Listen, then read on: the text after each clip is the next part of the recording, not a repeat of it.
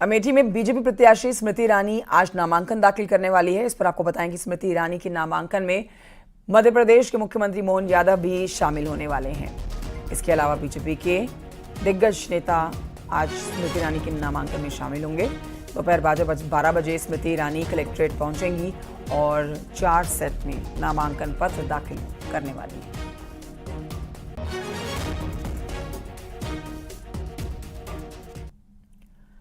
अमेठी से बीजेपी प्रत्याशी स्मृति ईरानी ने स्कूटी से प्रचार भी किया है। जी हां, देर शाम गौरीगंज बाजार में उन्होंने स्कूटी चलाई। स्कूटी चलाने के दौरान ये तस्वीरें भी उनकी कैमरे में कैद हुई है। बीजेपी को वोट देने की अपील वो लोगों से कर रही हैं।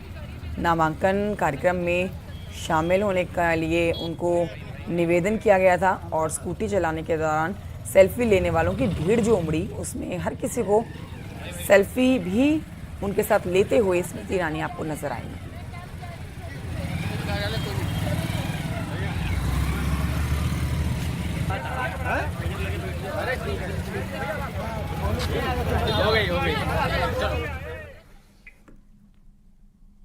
अब बात उस लोकसभा सीट की करने जा रहे हैं जिसकी इन दिनों काफी चर्चा है, क्योंकि यूपी की अमेठी और रायबरेली सीट पर टिकट को लेकर कांग्रेस अभी तक असमंजस में है। लेकिन स्मृति ईरानी अयोध्या में रामलला के दर्शन में चुनावी शंखनाद कर चुकी हैं। इसके साथ ही समाजवादी पार्टी के विधायक राकेश प्रताप का भी उन्हें समर्थन मिल चुका है।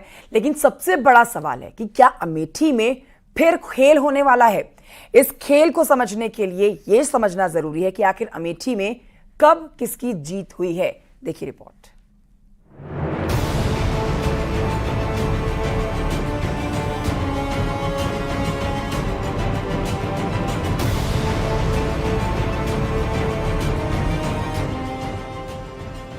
उत्तर प्रदेश की सबसे हॉट सीट, जहां अब तक कांग्रेस ने अपना पत्ता नहीं खोला, जहां कांग्रेस कार्यकर्ताओं को अब भी राहुल गांधी का इंतजार है, उस सीट पर स्मृति ईरानी अकेले ताल ठोक रही हैं।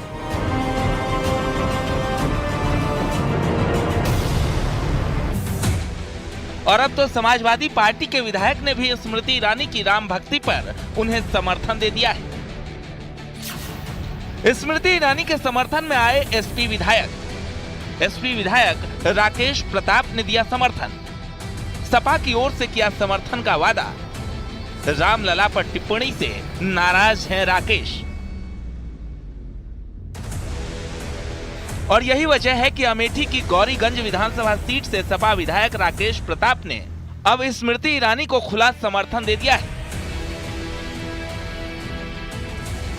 निश्चित रूप से कष्ट हुआ होगा कि जो अपने दिन की शुरुआत अपने आराध्य की सेवा से करता हो, अपने ही घर के मंदिर से, उस व्यक्ति को निश्चित रूप से कष्ट हुआ होगा जब जिस राजनीतिक पार्टी का वो वर्षों से साथ दे रहा हो, उस पार्टी की पॉलिटिक्स की वजह से उसके आराध्य का अपमान उस व्यक्ति को सहन करना पड़ा।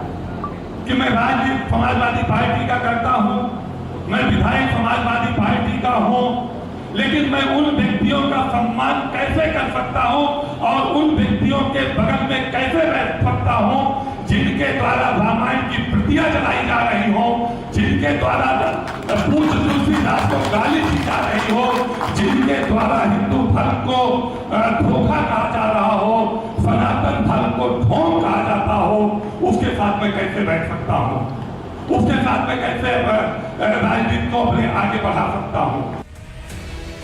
एक तरफ चर्चा जहां इस बात की है कि राहुल गांधी अमेठी से चुनाव लड़ेंगे और अयोध्या में रामलला का आशीर्वाद लेंगे, तो दूसरी तरफ अमेठी में नामांकन से पहले केंद्रीय मंत्री अयोध्या पहुंची और रामलला के दर्शन किए। इस दौरान उन्होंने अमेठी में अपनी जीत का भी दावा किया।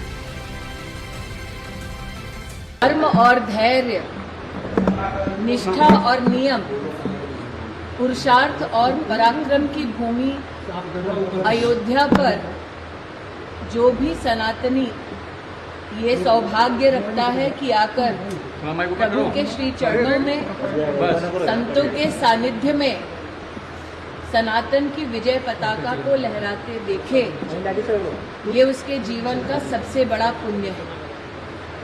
आज मैं अपने आप को भाग्यशाली समझती हूँ अमेठी और रायबरेली सीट पर दशकों से गांधी परिवार के प्रत्याशी चुनाव लड़ते आए हैं और इसी वजह से अमेठी हॉट सीट मानी जाती है।